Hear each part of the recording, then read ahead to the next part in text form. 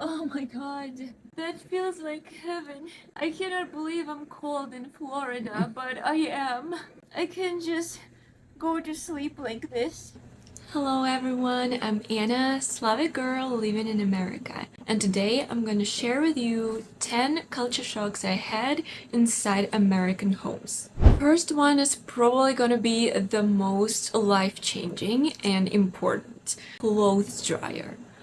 I just can't imagine going back to doing laundry without it. I just can't even tell you how much time it saves. In Russia, we have to wait at least a day to get the laundry done. Here, it's done in a couple of hours, and I always forget to check it when it's done because I'm just not used to it being done so fast. I'm used to waiting a day for the clothes to dry and then you have to iron everything, and oh my god, it's such a pain.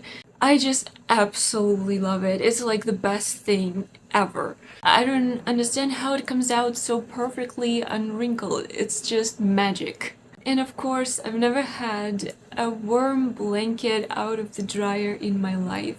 My first blanket out of a dryer. Oh my god, it's so warm. That feels like heaven. It's so fluffy. I cannot believe I'm cold in Florida, but I am. This feels so good. I can just go to sleep like this. This is amazing. When you Google clothes dryer in Russian, this is what comes up. This is not a joke, this is for real. We use drying racks to dry our clothes or just dry them on the porches. This is very common. Clothes dryers, we don't have them at all. I'll tell you the reason why. While not mentioning that it would be too much of an electric bill for Russians, they freak out when they have to use ACs in the summer. They will suffer until the end, until they just can't take the heat anymore and turn it on for a couple of hours because it's just too expensive. This would just put them over the edge. But that's not the only reason. The main reason is our electric circuits are not designed for it. Basically, if we would just plug the dryer in, it would blow everything up. So, to be able to use something so powerful, we have to change the entire electrical circuit. That also costs money and more problem. Something Russians just don't want to bother. They don't even understand it, they don't even trust it, they don't even consider this option. And I don't know why, because this is such an amazing thing. It really is in a mindset of people. They just feel like it's too much. Which brings me to my next point: electric ovens. Same thing with those. Our electric circuits are not designed to manage this type of power. In order to install an electric oven, we have to change everything in the kitchen, all the circuits, even get permission to do that sometimes. Personally, I've been using a gas oven my whole life. Coming here and finally using an electric oven, it is such a big difference. The baking is so much better because the temperature is equal in each part of the oven. Everything just bakes so much better, rises better, and doesn't burn. Also, ovens here are super big. I'm not used to the sizes, and it's so cool that I can actually bake 2 pies at the same time. Just before I left Russia, we got a half and half oven, meaning the oven itself was electric and the stove was still gas. I personally didn't understand why we had to go through this. Why not just get electric everything? But of course, oh, it's gonna be too expensive, we can't afford that. Gas is really cheap. While we were installing it, they didn't close it up very good and it started leaking and stinking up the entire house, which tells us that there is a problem. They actually didn't want to come and check. They were like, oh no, this is normal, for a few hours it might stink, that's not a big deal. But it's not true. It's actually very dangerous. We had to push it for them to come and check it, and they were like putting soap on the pipes and everything to check if it bubbles, and of course it did. This could kill someone if you're not careful. They fixed it, thank God. Now let's talk about central AC. Oh my god.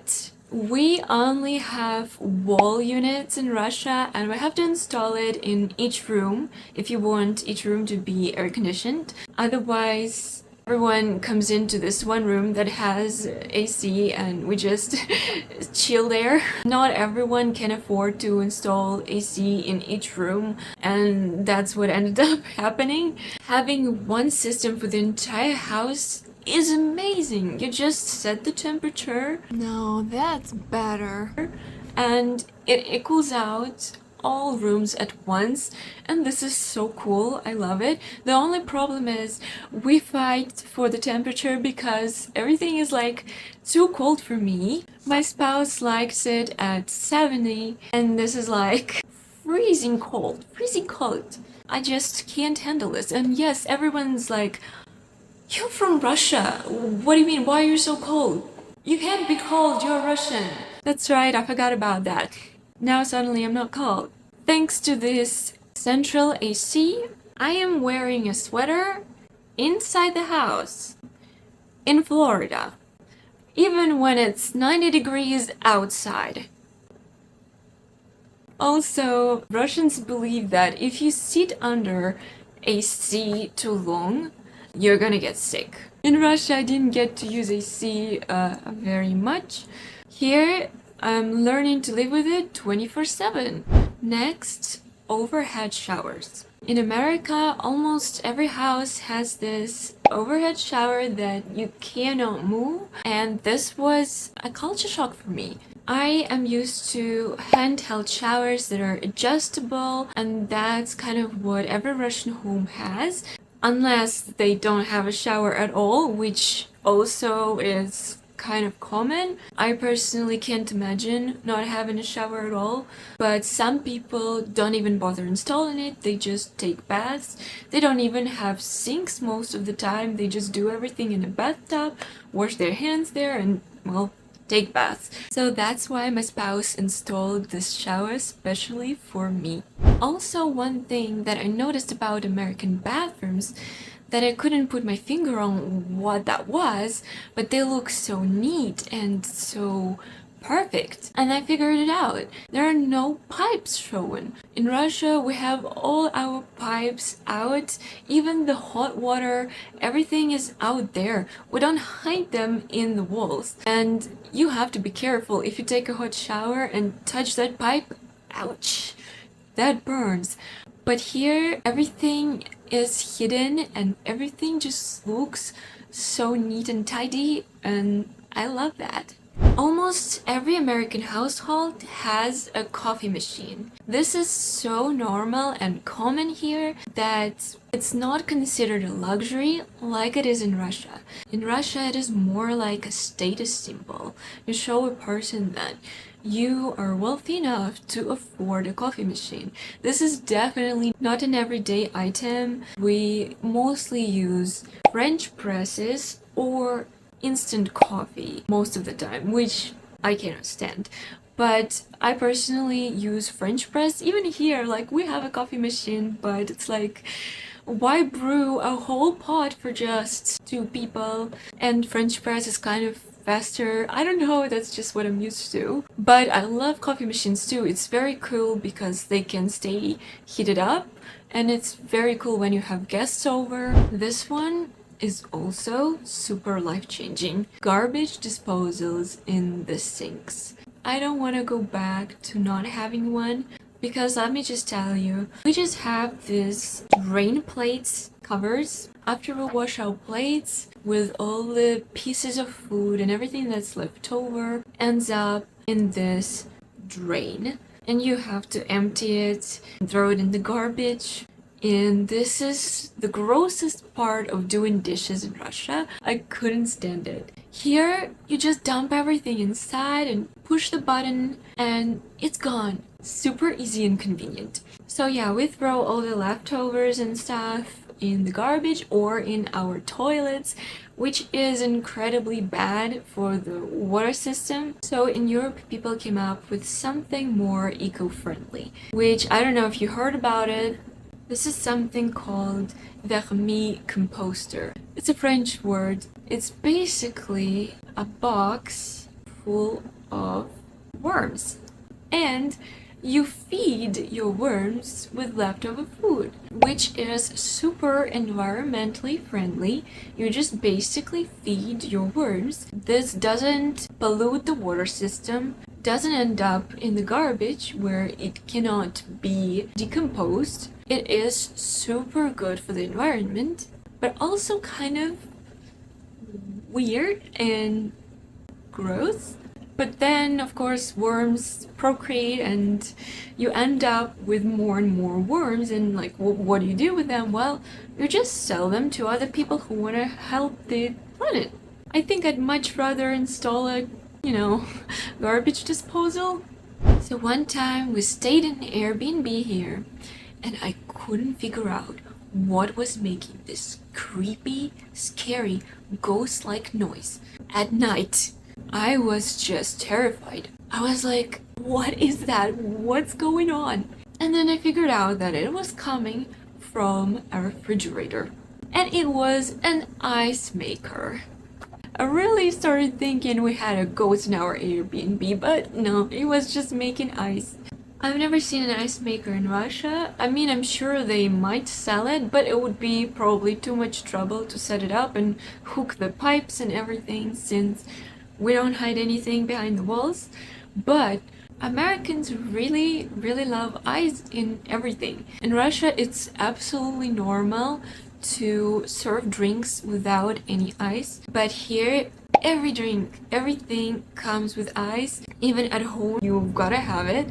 Even for like injuries, we don't use ice, we use like frozen vegetables. And of course, while we're talking about the kitchen, I've also noticed that Americans really love having lots of gadgets.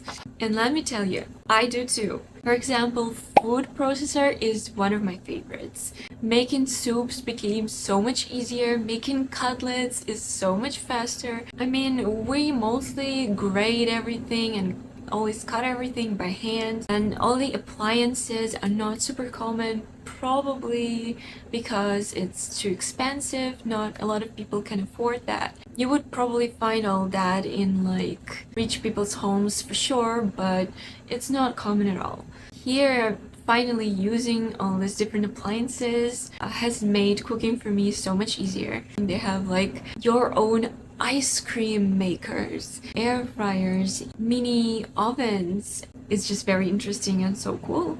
And last but not least, overhead fans. I don't know why, but every Russian is super fascinated by them because we don't have those at all. I have been on the phone with my spouse constantly like looking at them. I don't know, it's just so neat looking. Now that I'm here talking to my family and friends and it's showing on the background of my phone, they're all like, oh my god, like, why are you running it even when it's cold? I'm like, well, because it's for air circulation. Believe it or not, it works and it helps. It really efficiently cools down the room just so much faster with the fan on. So those were my culture shocks. Maybe they were everyday things for you that you're absolutely used to, but for me, all this is incredibly new and I am loving all of these new things. Thank you so much for watching this video. If you enjoyed it, please give it a thumbs up and subscribe. Tell me in the comments which topic you'd like me to cover next, and I'll see you in my next video. Bye bye!